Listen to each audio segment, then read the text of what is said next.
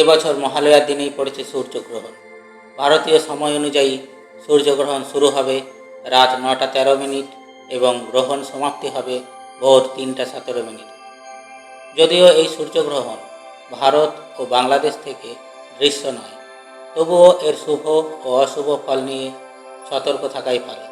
নয়তো সংসারে নেমে আসতে পারে ঘোর বিপর্যয়, হতে পারে আর্থিক ক্ষতি, সংসারে আসতে পারে অমঙ্গল।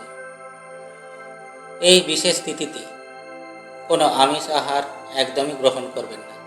পেঁয়াজ ও রসুন খাওয়া থেকেও বিরত থাকুন।